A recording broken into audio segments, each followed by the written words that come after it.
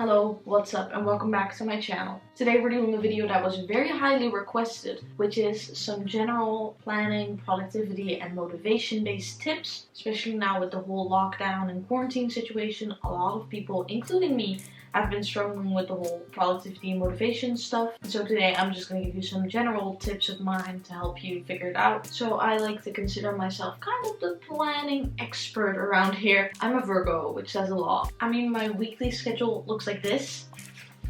And also I have a Google Calendar account that's color coded, which I'm very proud of. For now, these are just general productivity tips from yours truly. Let's just get into it. It's a beautiful day to feel fine. So tip number one is probably the hardest, and that's realizing that certain things in life aren't optional. What I mean by this is sometimes people ask me like, how do you get the motivation to get up when your class very early? The answer is just, I don't see it as an option to sleep in and not go. It's the same for me with working on a project. I don't see it as an optional thing, it's a must thing. You have to do it now. There's no other option. It takes a lot of willpower to actually do these things, but not seeing them as optional things helps a lot. It's definitely a skill you need to learn, but once you get it, it's amazing. Second of all is to never ever lose track of your deadlines. Do the things you have to do first. It's what my mom always told me, and I was always like, whatever, mom. But she was kind of right in that. You have to do the things you have to do first. It's not negotiable. It's not an option. You have to do it. So the whole point of this is just to not let yourself be surprised by anything. Keep track of your deadlines. Write things down as soon as you hear them. Don't do it later. Write it down now. If you have academic deadlines,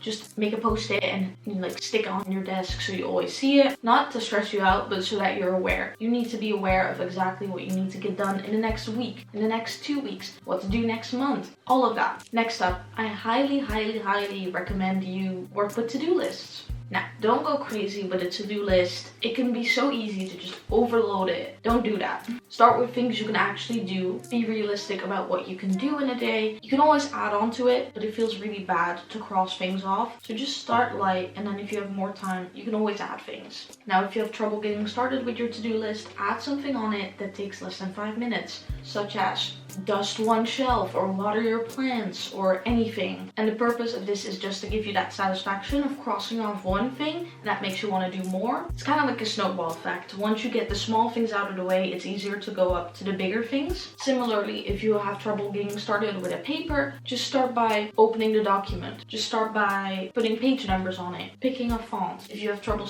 writing specific parts of your paper, start by making bullet points of what you want to write in that section, and then write it. Most likely the first step is what's in your way, so just even opening the document is already a great start to being more productive. But overall, the biggest tip or trick I can give you is to just set doable goals. It's know thyself, know thyself, know thyself. I know I cannot write a paper in a week. I can try, but it will not be good, and I will get a lot of stress, so I know not to do that. I know that what I prefer is to work 1 or 2 hours a day and spread out over a few months. So because I know that works for me, that's the strategy I take when I'm writing a paper, is to just do little things every day. If you know you work best doing 4 hours a week on one day, that's fine. It's all about knowing what works for you, what you can do in a day, what's doable, and just being realistic about it. However, it's very important to know that most people do not work well when they're working with very large chunks of studying. According to science, if you just work for 4 hours non-stop, it's worse for your memory retention because our brain is just not designed to work that way. It's harder to get motivated when you have a huge to-do list to tackle or enormous amounts of studying to do in a day. So scientifically, it's just better to work in small blocks with lots of breaks in between because it keeps your memory fresh and it keeps you motivated to keep going. Next up, you should judge the work you did in a day, not by the amount of boxes you ticked off on a to-do list, but by how you feel about it. Do you feel like it was a very productive day?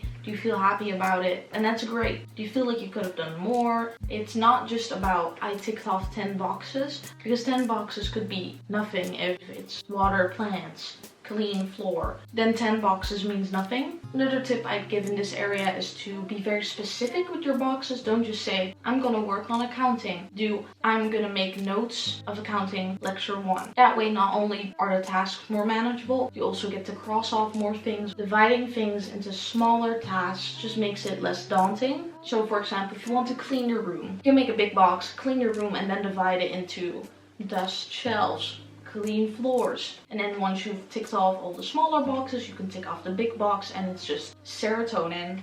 And then finally, the biggest chunk of wisdom I can offer you is that some days just aren't productive. Some days you just absolutely don't feel like doing anything. And that's totally fine. You don't need to be a productivity machine. In the end, it's all about whether you get the stuff you need to get done.